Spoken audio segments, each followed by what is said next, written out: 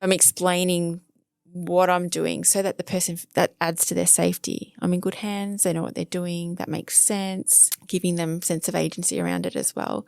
And I explain to the person, it's so important for each of us, because that is part of being in a safe relationship, to name anything in the immediacy if possible, or, you know, shortly afterwards, like later in the session or down the track at another session or the next session, where they can actually name what we can, either both of us say, what just happened there? I feel like there was a disconnect, or that felt like, the client could say, that felt a little bit jarring when you said that. Can we go back to that? I'm not sure what was coming up for me when you said that. That's so wonderful for me to know, because especially if we, you know, use the immediate moment of, oh, thank you for letting me know that. Let's look at that. And that person can experience a repair moment, a repair of a rupture, which only strengthens the secure attachment that's getting built up here, that person feels safe to actually experience a rupture being repaired, because that is a secure attachment. We get strengthened when our ruptures are repaired. Yeah. And so when you were so little and helpless and vulnerable and not getting your needs met, whenever there was actually what I'd call it injury, because you weren't actually getting the need met at all, more than a rupture, but like that was never being repaired. It wasn't being acknowledged. And so the message to you was, you know, you're not enough unless you follow these conditions, or you know, it's not safe for you with us in this world or with people unless you are following these conditions. I really want the person, and I do a lot that I can to assure them that I want them to be able to know what the process is, that I'm like the approach I'm taking and why, like for them to understand the rationale behind that, their safety in that, and also part of building the secure attachment, the alignment, therapeutic alignment, the safe container is, if we're ever feeling that we've lost connection, let's name that. Let's go back. Let's find the connection again, and let's find out what was going on there. Wonder why. Because what we're experiencing is often a reflection of what's happening in the outer world outside of the therapy room for that person. Like they could say, this is what happens for me with people. Yeah, I'm having an urge to push you away, Celia, and I kind of want you to help me, but I don't. It's scary. And I'm like, this is so good for us to explore this. Thank you for letting me know that. That's good. That's so helpful for us to explore and be curious about. Such beautiful relational work. And I think when clients really get it, that the therapist is not going to be offended when you say, oh, that felt jarring, or oh, I notice I'm having a reaction to what you said, or I felt judged by you, or whatever it might be, or I felt like you didn't care when you had to cancel that appointment, or whatever it might be. Yes. That to know, firstly, to choose a therapist who is really capable of this, but then to know that your therapist is really capable of saying, oh, wow, let's explore the circumstances and what happened in you. Yes. And maybe a bit of what happened in me. Yes. And what happened between us. And like you say, it's a reparative experience that we so often didn't get in childhood, because as children we couldn't say what was happening for us. And maybe a parent wasn't attuned enough to notice that something had happened and have that conversation. Exactly. But it's such a beautiful opportunity for healing.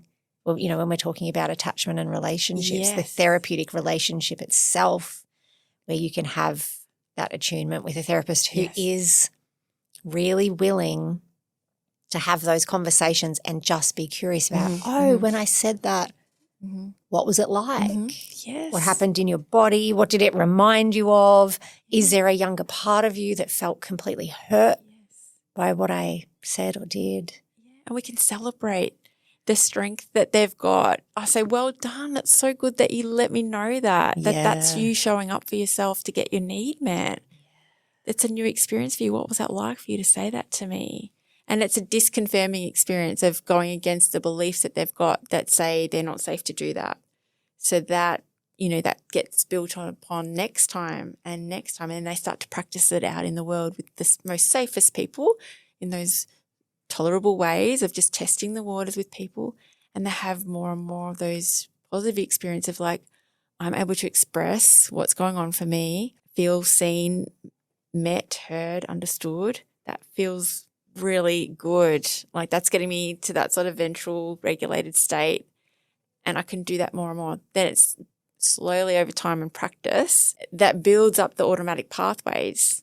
The automatic thoughts and responses become, in that sort of, they become healthier because we're getting our needs met with confidence. Yeah. It reminds me of, and I can't remember if I've said this on the podcast before, but it reminds me of a thing about myself where I could never like correct someone, or if I got shortchanged, I could never say, I was given the wrong change. I just couldn't. I'd get all shaky and I just couldn't be confrontational like that.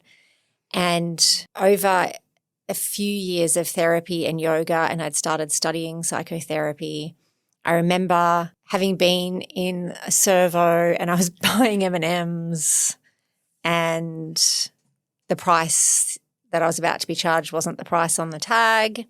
And I said, that's not what it said over there. And the guy said, yeah, that's how much they are. And I was like, well, it doesn't say that there. And he said, that's what it is. And I was like, well, it's different there. Anyway, I had a look, fixed it up. Thank you very much. Paid. Off I went. And I wasn't until I got outside that I went, oh my God, that was that was a calm experience for me. I can do this. It was, even when he kept saying, no. Yeah. I wasn't my heartbeat did not fasten at all like it. Beautiful. And it wasn't until I got outside that I was like, wow, I've never been able to do that. Amazing. And suddenly it's so calm. Yeah. A non-event. I love it. To Beautiful correct example. someone. Beautiful example. That is you having the self-worth of being able to like just get your need met, which is to pay the price that you're supposed to pay. Yeah. Like not. It's not even that I cared about the $3 or whatever. Right. That's right. It's just. Yeah, that it was that I could disagree with him and without getting scared. And staying safe with relationally. I felt relationally safe Yes. enough with this guy I'd never met to say no. Yep. Yeah. Yeah, because growing like in your formative years, you didn't have that safety. So you had to survive by abandoning your own needs, sacrificing your own needs, pleasing, appeasing, fawning. Yeah, the fight, flight, freeze, being invisible, being smaller to stay safe. And it always felt terrible.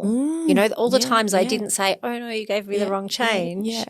I felt so anxious that I felt so anxious that something wrong had happened and I couldn't stand up to it, and that I'd abandoned, really what I would say now is I'd abandoned myself. Yeah, exactly. In that moment. But with the awareness that you've got through your therapy, you can give that part of you compassion that might, if that was to happen, or anything along those lines was to happen now, you show up with compassion and go, that makes sense. It's okay to still have that automatic response sometimes that I know where that's coming from, and it's okay. I can try it again. I can go back, and it's never too late. I can go back. And now I would just be like, oh, wow, what were the conditions under which I now can't do that? Yes. What were the conditions? What wasn't safe enough in my environment there? Yes. And kind of broaden it out a bit beyond, I shouldn't have done that. I should have stood up for myself. Actually, no, what was missing? Yeah. What did I need in order to be able to stand up for myself? Yeah. Speak up. And now you can insert those things that you weren't getting then now. And beautifully you can do that as a parent now to your child. Yeah. That's the most beautiful part with the awareness, like the cycle doesn't continue. Yeah. I truly think, I think parents have enough shoulds in their lives.